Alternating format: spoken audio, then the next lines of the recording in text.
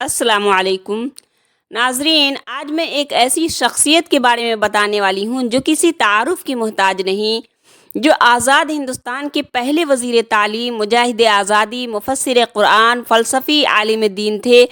ان کی شخصیت کے بہت سے پہلو ہیں۔ انہیں قرآن، فقہ، علم القرآن، علم الحدیث پر غیر معمولی قدرت حاصل تھی۔ وہ ایک عظیم خطیب، عظیم دانشور، زبردست صحافی، بلند پایہ مفکر، ماہر تعلیم ہونے کے علاوہ شاعر اور ایک بہترین ادیب بھی تھے۔ ناظرین، مولانا ابوالکلام آزاد کا اصل نام محی الدین احمد آزاد تھا اور والد کا نام محمد خیر الدین۔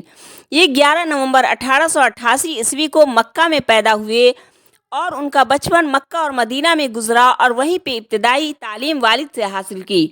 پھر جامعہ ازہر مصر چلے گئے۔ اللہ تعالیٰ نے انہیں حافظے اور ذہانت کی دولت فراخ دلی سے نوازا تھا۔ انہوں نے صرف 13-14 برس کی عمر میں فقہ، حدیث، منطق اور ادبیات پر عبور حاصل کر لیا تھا۔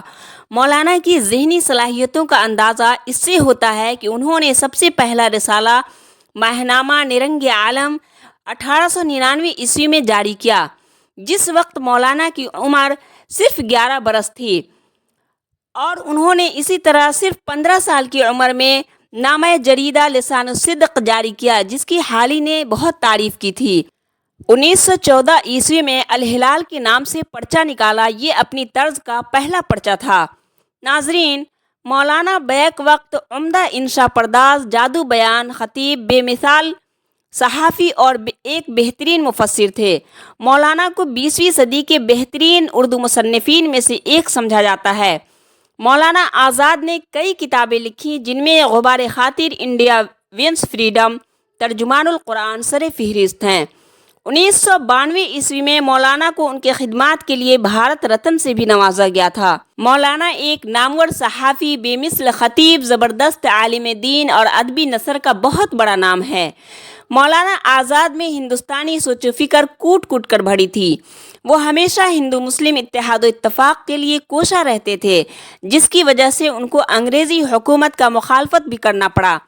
اسی لیے وہ 3 سال تک رانچی جیل میں رہے۔ گاندھی جی کے ذریعے چلائی جانے والی عدم تعاون تحریک میں انہوں نے بڑھ چڑھ کر حصہ لیا۔ 1923 عیسوی میں مولانا ابوالکلام آزاد کانگریس کے صدر چنے گئے۔ مولانا ابوالکلام آزاد نے ہمیشہ ہندو مسلم اتحاد پر زور دیا۔ انہوں نے اپنی تقریر میں کہا کہ اگر ہندو مسلم تفرقہ کی حالت میں ہمیں 24 گھنٹہ میں بھی آزادی مل جائے تو ہم اسے ٹھکرا دیں گے، کیونکہ ملک کا اتحاد اس کی آزادی سے زیادہ اہمیت رکھتا ہے۔ قومی تحریکوں میں مولانا آزاد کبھی پیچھے نہیں رہے، جس کی وجہ سے انہیں کئی مرتبہ جیل بھی جانا پڑا۔ مولانا ابوالکلام آزاد سچے محب وطن تھے۔ انہوں نے آزادی کے لیے بہت جد و جہد کی۔ ناظرین، مولانا ابوالکلام آزاد ہندوستان کی آزادی کے بعد وہ پہلے وزیر تعلیم بنے۔ وہ خطابت اور قلم کے بادشاہ تھے۔ واقعی وہ ابوالکلام تھے۔ وہ تعلیم سے سماج میں تبدیلی لانا چاہتے تھے، انسانی شعور کی ترقی کے لیے تعلیم کو لازمی سمجھتے تھے، عورتوں کی تعلیم کے حامی تھے اور اردو زبان کو ہندوستان میں اس کا جائز مقام دلانے کے لیے زندگی بھر کوشش کی۔ مولانا ابوالکلام آزاد بہت ہی اچھے انسان تھے۔ انہوں نے ہمیشہ سادگی کی زندگی کو ترجیح دی۔ 11 نومبر کو حکومت ہند نے مولانا ابوالکلام آزاد کی یوم پیدائش کے موقع پر قومی یوم تعلیم منانے کا اعلان کیا۔